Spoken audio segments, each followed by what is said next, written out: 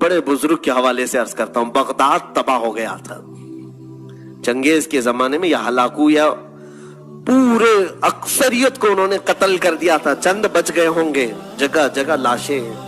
اس زمانے میں چنگیز کی یا ہلاکو کی بیٹی گزر رہی تھی راستے سے. اس نے ایک جگہ قرآن کے پڑھنے کی آواز سن لی، کہیں قرآن کی تلاوت ہو رہی تھی. رک گئی، اپنے خادموں سے کہا دیکھو یہاں کہیں عربی کی آواز ہے، قرآن کی آواز آ رہی. ڈھونڈا گیا تو دیکھا ایک عالم ربانی ہے جو چند لوگوں کو بیٹھ کر کے اس زمانے میں قرآن پڑھا رہے ہیں. جب پورا بغداد لٹ رہا ہے، قتل و غارت گری عام ہے، اور وہ قرآن پڑھا رہے ہیں. تو یہ خاتون جو تھی وہ ظالم بادشاہ کی بیٹی تھی، پورا اس کے باپ نے ہلاک کر دیا تھا. اس نے بلوایا اس عالم کو، کہا کہ اس زمانے میں بھی تم قرآن کی تلاوت کر رہے ہو؟ کہا میں ہر زمانے میں قرآن کی تلاوت کرتا ہوں، پہلے بھی کرتا تھا، اب بھی کر رہا ہوں.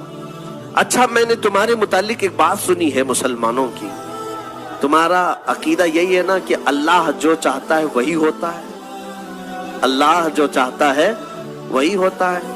تو انہوں نے کہا بالکل میرا ایمان ہے یہ، اس کے چاہے بغیر کچھ ہوتا بھی نہیں ہے.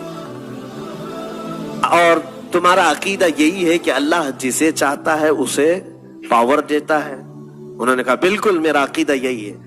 کہا تو پھر ہمارے اوپر یقین کیوں نہیں کر لیتے کہ اللہ جو چاہتا ہے وہی ہوتا ہے؟ تو ہم کو چاہا ہے اللہ، اس لیے آج ہم حکومت میں ہیں.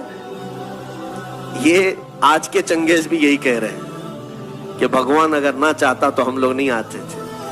کبھی کبھار کیوں چاہتا ہے یہ بھی سن لو. اس عالم ربانی نے بہت پیارا جواب ارشاد فرمایا، کہا بالکل تو صحیح کہہ رہی ہے. اس کو میں ایک مثال سے بتاتا ہوں.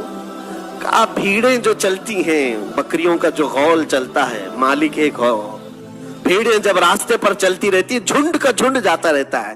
لیکن جانتے ہو بھیڑیں پالنے والا جو مالک ہے وہ کتے بھی پالتا ہے. ایک دو کتے بھی اس کے ساتھ رہتے ہیں. بھیڑوں کے ساتھ کتوں کا کیا کام ہے؟ کتے کیوں رہتے ہیں؟ اس لیے کہ بھیڑیں جب چلتے چلتے ایک آدھ کوئی راستہ چھوڑ کے ادھر ادھر جائے تو کتا بھونکتے بھونکتے واپس اسے بھیڑوں میں شامل کر لیتا ہے. کتا کیا کرتا ہے؟ وہ بھونکتے ہوئے مالک چھوڑ دیتا ہے کتے کو، جاؤ وہ بھیڑ ادھر گئی، یہ بکری ادھر چلی گئی.